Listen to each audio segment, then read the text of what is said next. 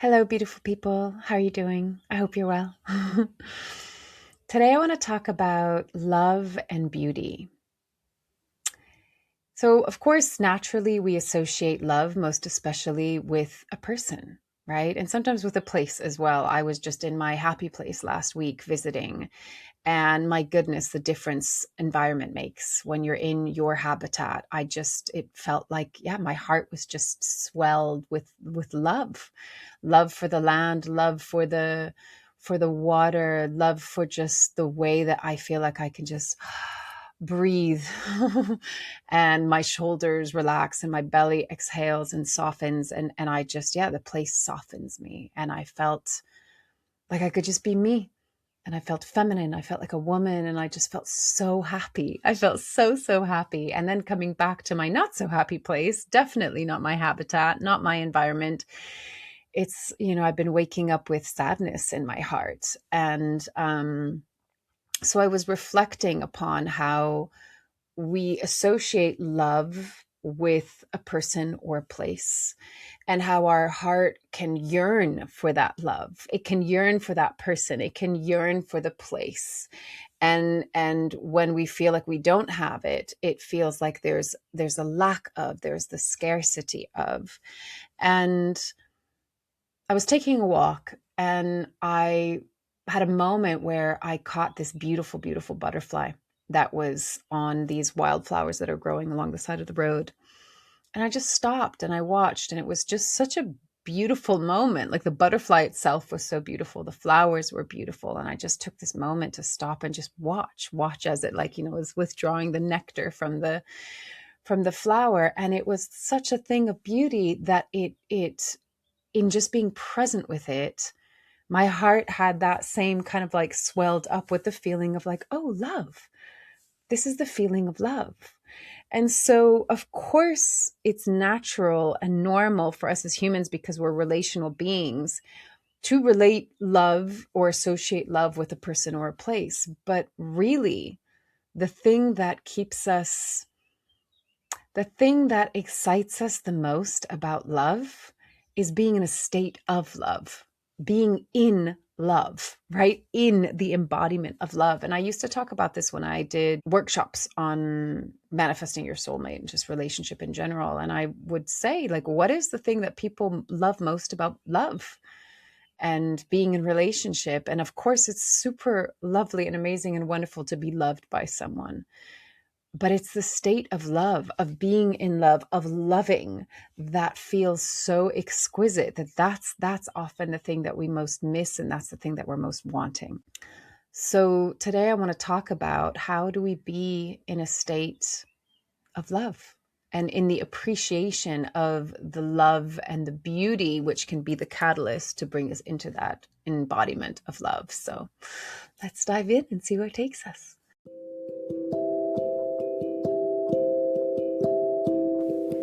This is Corinne Bloom, and you're listening to Raw Conversations.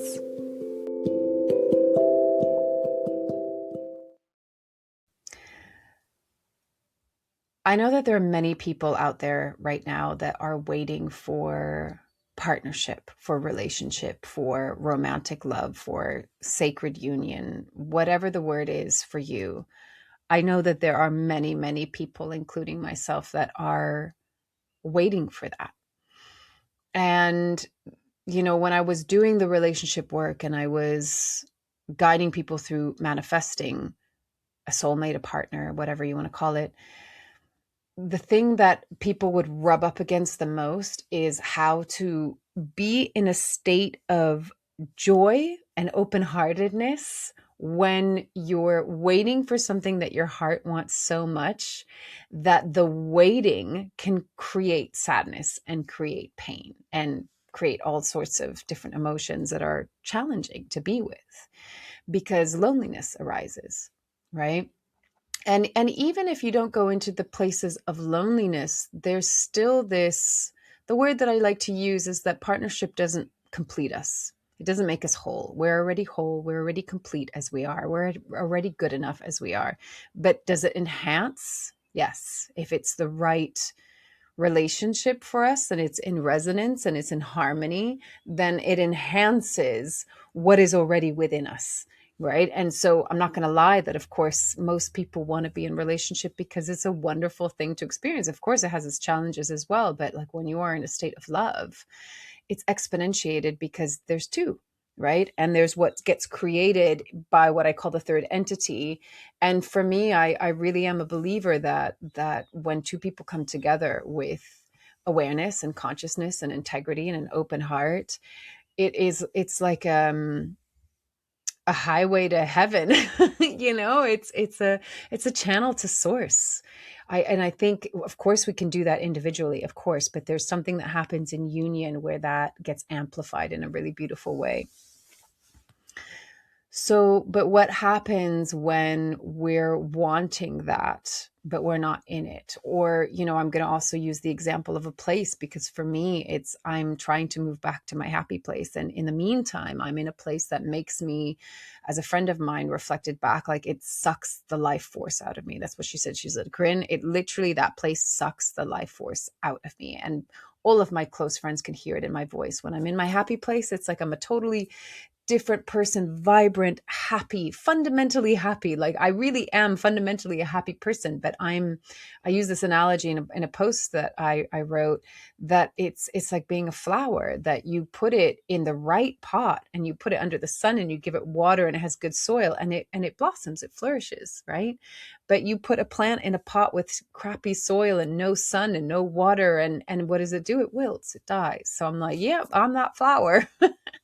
You put me in the wrong environment, and it's not that I don't have resilience, and it's not that I can't make lemonade out of lemons. I had a friend of mine that actually said she had an experience where she is in a similar kind of environment to where I'm now, which is very isolated. And she's like, well, wow, it's amazing for a week for a writer's retreat. But if I had to be in this every day, day in and day out with this level of isolation, she's like, I couldn't do it. And she was recognizing how like, wow, you have a lot of resilience. So it's not that, but it's just that when you're in a place that is not your habitat, you're fighting against the grain. And so one thing that I want to just drop in as a tangent, but it's an important one, is I think we have been in this paradigm of learning and growing and evolving through suffering. And I think like we all have the t-shirt, we've all done it, we're good, we can move on. And I think it's now growing and evolving through joy and growing and evolving through connectivity and collaboration and community, versus this kind of really the patriarchal strive for yourself, right? Um, Dog eat dog kind of world. So I think that in general, there's this like let go of the story of suffering. And it's really fascinating for me because one of the things that makes my happy place happy is that the people there in general, the collective energy, you could say, is that of optimism and possibility, and people smile and they, talk to you, and it's, I don't know, there's just this lightness and brightness to it. Whereas where I'm currently there's a heaviness and there's this kind of, when I observe it, this addiction to misery because it's hard living. And so people have hard lives here. But I can see that there's this gruff, rough, like frown kind of energy, and that people choose it because it's what they're familiar with, and we're habitual creatures, and so we tend to lean towards what we're familiar with even if it doesn't make us happy. So I want to kind of put that as an aside to say we are now really being invited to go to your happy place. And I don't mean some like escapism, Shangri-La, like all of a sudden life is going to be perfect, but it's like we're stepping into our joy. We're stepping into our joy. And if your environment doesn't feed your soul, then listen to your soul and ask it, where am I best placed in these times? Because these are crazy times. They're chaotic and it's crumbling and all of these things. So the thing that is emerging from the crumbling is joy, is authenticity, is the liberation of who we truly are.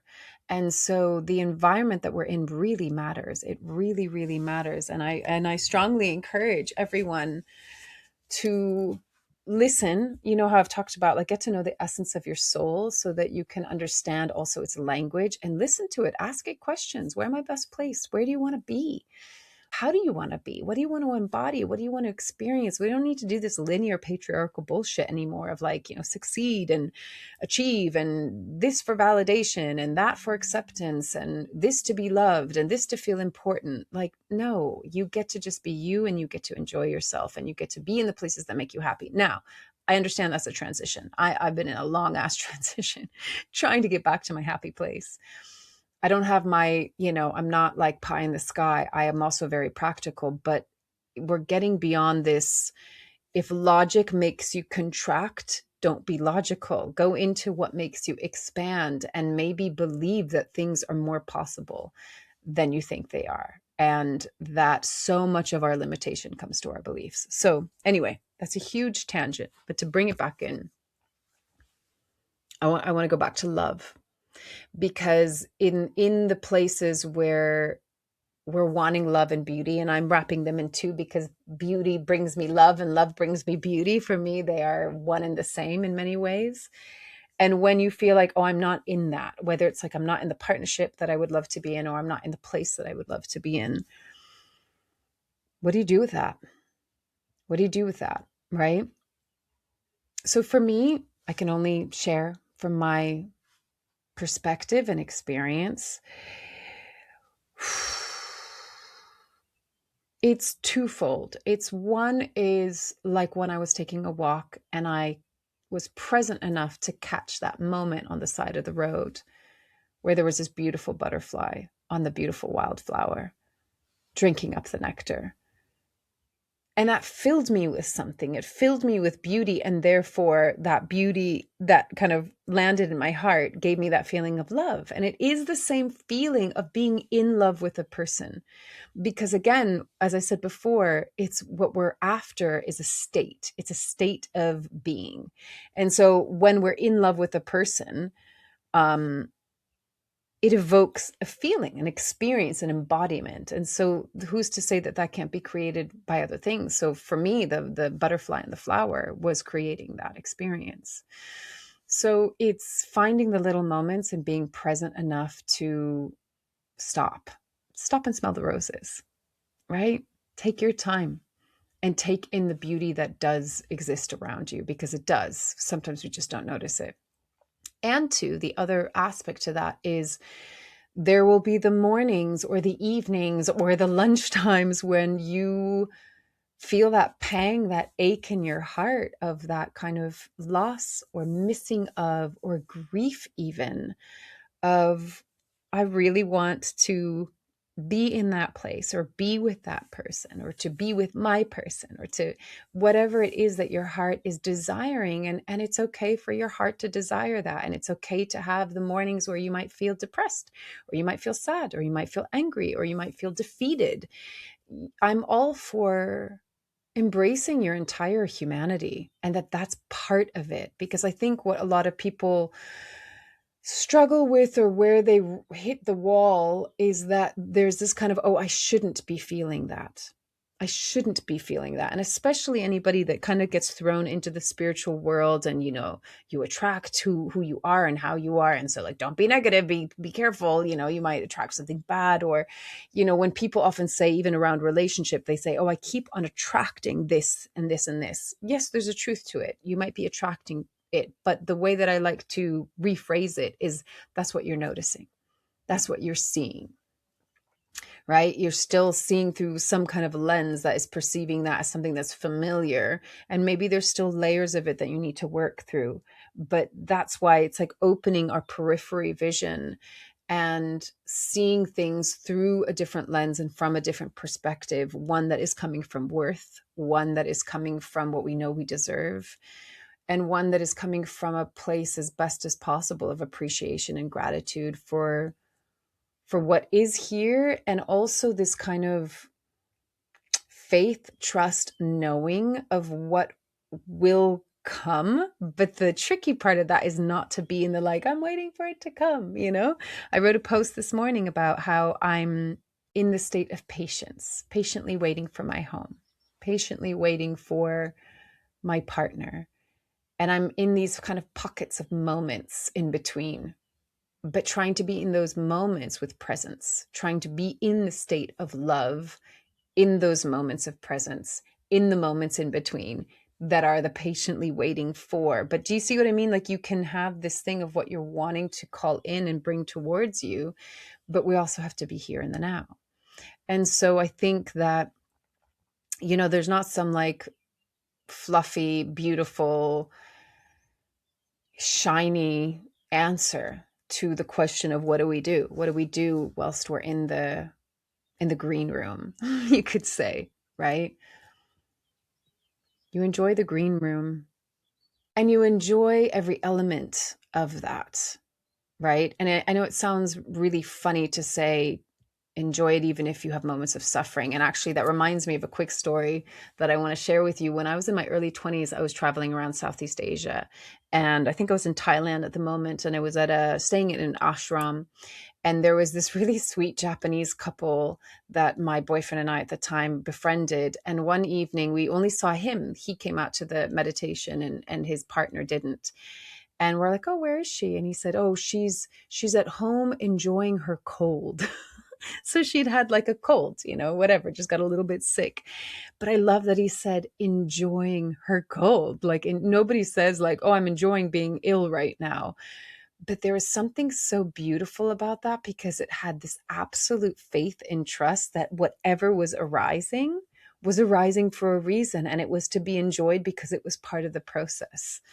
And all I can say for myself, the learning of that and the experience of that is when I had an injury for 7 years and I spent most of that time hating my ankle and being in conflict with that part of me. This took me from my career. This is keeping me from having the freedom that I want in my life or the joy or happiness. And then it was the moment that I realized, oh my God, I'm battling with myself. And I stopped doing that and I apologized to my ankle. And I said, I'm so sorry. I'm so sorry that I've pushed you away for so long. And when I included it as a part of myself, because it literally is a part of my body, that's when I healed. So this is why all parts deserve to be included. And that might be the anger, that might be the sadness, that might be the despair, the defeat. All of it gets to be included.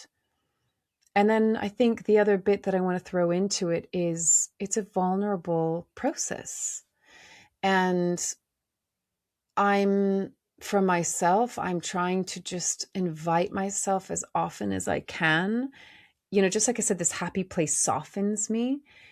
That when I'm in a place that might harden me, whether it's the physical place or maybe it's the yearning and the heart kind of wants to go into like self-protection and it wants to contract and it wants to close and it wants to harden. Can that be an invitation actually to open and just soften more? So that softening doesn't just come in the state of beauty and love and connection and having everything that we want to have, but that it can also, and most especially, it's really needed when we're in the pain, when we're in the suffering, when we're in the sadness, when we're in the anger. It's like, okay, can I feel all of these big feelings and stay soft and open and tender in my heart? Because then when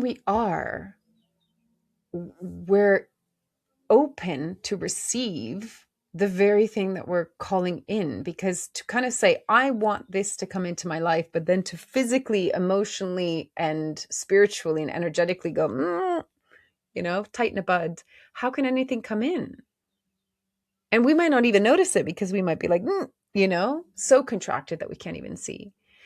And so there is this, this morning, every morning when I do my meditation and I tune in and I kind of ask just like, what's the message of the day from my higher self? I just really heard like, receive. Ready yourself to receive, and it will come in its own divine timing. But ready yourself to receive. Because so often people want things. And, I was personally in this situation of someone that like, they got what they asked for. They got everything that they asked for from life. And then they threw it away for what was familiar, what was the comfort zone. And that's where we have to really keep ourselves in check and be really honest with ourselves. It's like, okay, if I get the thing that I'm wanting, the saying, be careful of what you wish for, you might just get it. If I get the thing that I've been wanting, can I fully receive it and fully show up to it and fully rise up to the occasion? Because I think, speaking about relationship, especially, why so many people are single is because they're not wanting to settle. They're not willing to settle anymore. We are rising to another level of consciousness, and therefore the paradigm of relationship is changing and it's evolving, which means we have to evolve and we have to rise up to the occasion and step up to the plate and be like, okay, who do I need to be in the relationship that I really want to be in? And so many of us are not settling because we don't want to go back to the old ways and the trauma bonds and the toxicity and the lack of consciousness to be under par with what we're wanting to produce and embody and create out in the world. Now it's like, really be mindful of what you're wanting to create and bring forth into the world. And I think this shift from I to we, from me to we, as a general collective theme, is a big one. And so the question is, how can I be of service? And I think love and union is such a beautiful embodiment and practice and spiritual path of that. Is, how can I be of service in servitude, not as a slave, but as one that is in devotion to the other, to source, to love, to our true and purely innate nature and essence, right? Nature as a human and our essence as a soul. We're returning to that, and we're creating this embodiment of, heaven on earth, you could say. And I'm not saying that it doesn't have to come from a biblical sense. It's just really, it's a state of being. And it goes back to, what do we love about love? We love being in the state of love. Why? Because we are love. And so therefore that feels like home, and that feels like source. Why would you not love that? So the invitation today is, no matter where you are, it's okay. Be with it, hold it, feel it, experience it, listen to it, trust it. Let your heart be the guide. Let your heart be the compass. Are you willing to take the risk? Are you willing to take the risk to follow, to listen to your heart, to trust it, and then follow it? And it's okay to push yourself outside of the comfort zone. It's about time, right? We don't need to do the old boring, like, what's your 5-year plan and your 10-year plan, and get all your ducks in a row. Life isn't linear. It was never a straight line. It's all squiggly and messy and upside down and inside out and turned this way and that way. And it's cyclical and it's circular and it's ever evolving and growing. Like, draw outside the lines. Get out of the damn box. Open the door to your cage that you put yourself in, that society told you to get in. Throw away the fucking key. Go be you. Go do you. Go to your happy place. And that might, just listen to your soul will tell you, your heart will tell you. It's not something that comes from your mind. It's not logical. It's so much vaster than that. So let yourself expand and put yourself in the places, whether it's even in your own town or city or countryside, but the places that nourish you, the places that feed your heart, your soul. And can you allow yourself to receive? And in the moments of contraction where maybe you're not in your happy place and you're not with your happy person and you're not feeling happy within yourself, can that be okay too? And can you soften into that as well? And can you allow your heart to continue to open rather than harden and close? That feeling. You can still be in a state of relaxation even when you're sad, even when you're angry. I know that sounds weird, but the difference between relaxation and tension within our experience is, am I allowing it or am I fighting against it? Am I accepting it or am I resisting it? This, if you're watching the video, open your chest, open your heart, open your throat, open your being to receiving that which you innately deserve, which is love, which is beauty, which is home. I'll leave it at that. I hope that scrambled eggs of a podcast episode made sense. And as always, take it or leave it as feels right for you, and loving you from afar. Bye. Thanks for being here with me.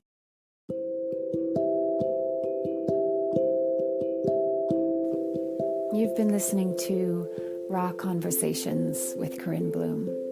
Thanks so much for showing up, listening in, and being a part of the conversation with me.